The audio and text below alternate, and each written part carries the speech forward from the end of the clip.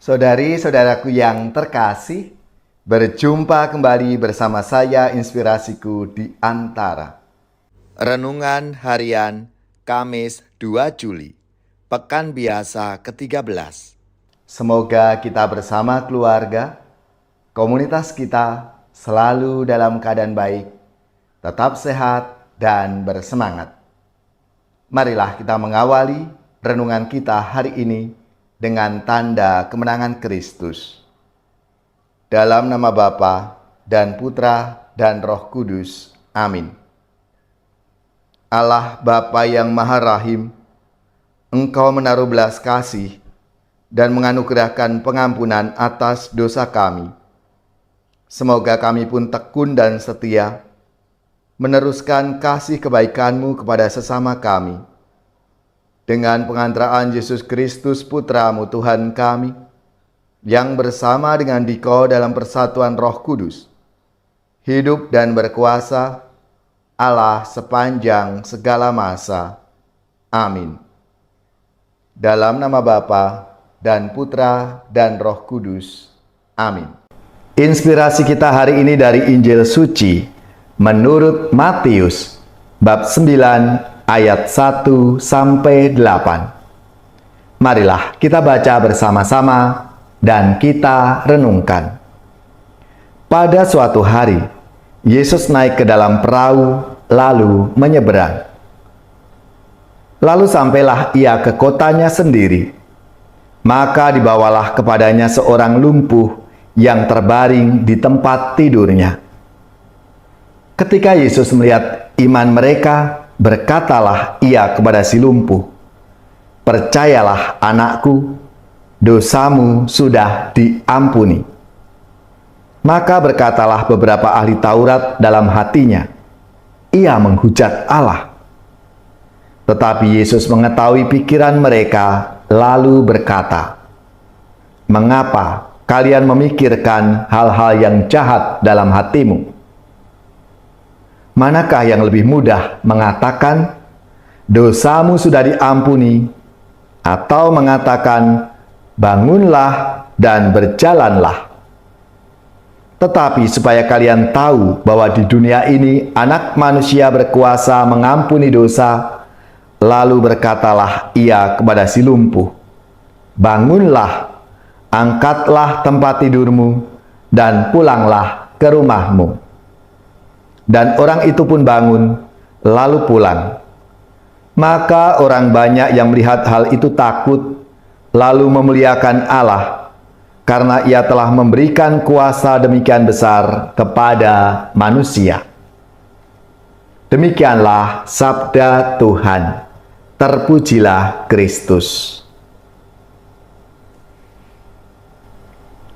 Saudari-saudaraku yang terkasih, dalam sabda Tuhan hari ini, ada gambaran yang indah dari seorang lumpuh yang disembuhkan karena iman teman-temannya. Orang lumpuh itu tidak bisa datang sendirian kepada Yesus untuk mencari kesembuhan. Teman-temannya membawa dia kepada Yesus. Melihat iman orang-orang yang membawa orang lumpuh itu, Yesus lalu berbicara langsung kepada orang lumpuh itu, mengampuni dosanya dan menyembuhkannya. Saudara-saudaraku yang terkasih, tindakan membawa orang lumpuh itu kepada Yesus adalah tindakan cinta, perhatian, dan kasih sayang. Yang mendasari tindakan kasih ini adalah iman yang begitu mendalam kepada Yesus.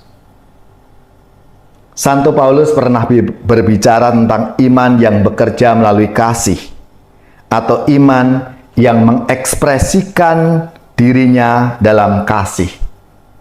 Iman yang sejati akan selalu diekspresikan dalam tindakan pelayanan yang penuh kasih. Ada saat-saat kita menjadi seperti orang lumpuh itu, yaitu saat kita membutuhkan dukungan orang lain untuk membawa kita ke tempat yang tidak dapat kita capai sendiri. Ada saat-saat lain ketika kita mungkin dalam posisi orang-orang yang membawa orang lumpuh itu. Sebagai gereja, kita semua dipanggil untuk saling membawa satu sama lain kepada Tuhan. Ketika iman kita sendiri lemah, kita membutuhkan iman orang lain untuk membawa kita kepada Tuhan, untuk membuka diri ke hadirat Tuhan.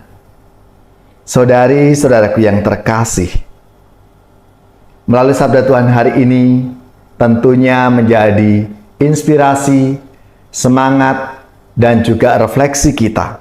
Apakah kita bersedia membawa semakin banyak orang kepada Tuhan untuk mendapatkan rahmat pengampunan, rahmat kesembuhan? Apakah kita mau menjadi saluran rahmat pengampunan dari Tuhan itu untuk sesama kita? Ya Tuhan, Engkau mengampuni dosa-dosa kami. Semoga kami pun mampu mengampuni yang bersalah kepada kami. Jangan biarkan kami larut dalam kubangan dosa dan dendam.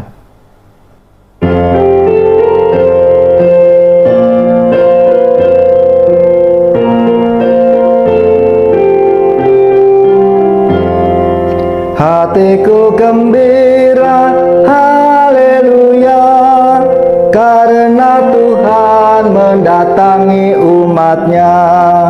Oh gembira hatiku, haleluya, waktu mendengar kita menuju Allah.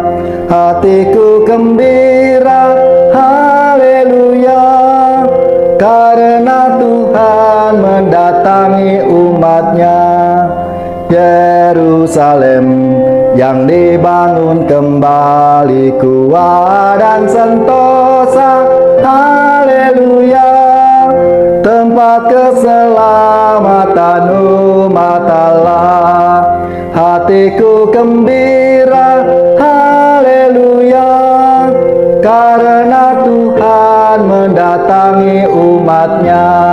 Damai dan bahagia beserta cinta di tempat ini, haleluya, karena Tuhan datang pada umatnya. Hatiku gembira, haleluya, karena Tuhan mendatangi umatnya. Saudari-saudaraku yang terkasih, marilah kita siapkan hati kita untuk menerima berkat Tuhan.